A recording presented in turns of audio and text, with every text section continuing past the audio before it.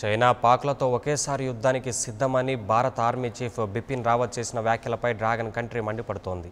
భారత్ తన దళాలను ఉపసంహరించుకునే వరకు తమ సైన్యాన్ని వెనక్కి పిలవబోమని తేల్చి చెప్పింది. ఇక అప్పటి వరకు చర్చలకు కూడా సమ్మతించమని స్పష్టం చేసింది.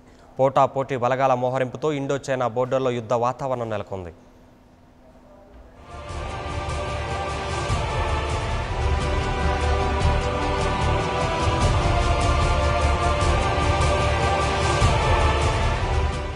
చైనా తనదిగా చెప్పుకుంటున్న డోంగ్లాంగ్ ప్రాంతం నుంచి భారత్ తన దళాలను ఉపసంహరించే వరకు చర్చల ప్రసక్తే లేదని డ్రాగన్ కంట్రీ తేల్చి చెప్పింది.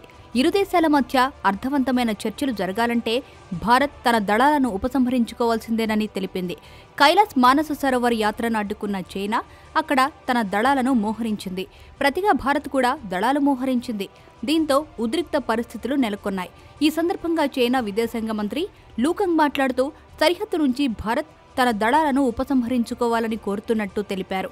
అర్థవంతమైన చర్చలకు ఇది తమ ముందస్తు షరతు అని ఆయన పేర్కొన్నారు. భూటాన్ ఆర్మీ క్యాంపు ఉన్న డోంగ్లాంగ్లోని జోంప్లిరి ప్రాంతం వైపుగా చైనా రోడ్డు నిర్మించడాన్ని భూటాన్ తీవ్రంగా వ్యతిరేకిస్తోంది.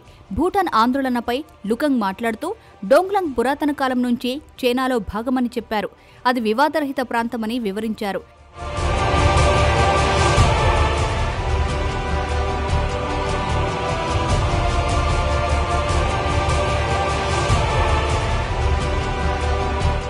ఇక భారత army chief Bipin Rawat China పాక్తో ఒకేసారి యుద్ధానికి సిద్ధంగా ఉన్నామని చేసిన వ్యాఖ్యలపై చైనా మండిపడింది. యుద్ధం గురించి గగ్గోలు పెట్టడం ఆపాలని సూచించింది.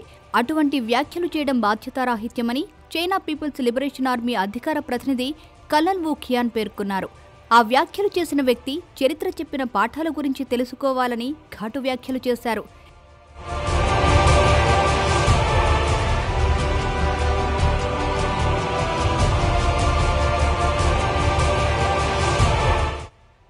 కాగా ఈ ప్రాంతంలో చైనా భారత దళాల మోహరింపుతో ఉద్రిక్తంగా మారడంతో భారత army chief general Bipin Rawat సందర్శించి పరిస్థితులను స్వయంగా పర్యవేక్షించారు.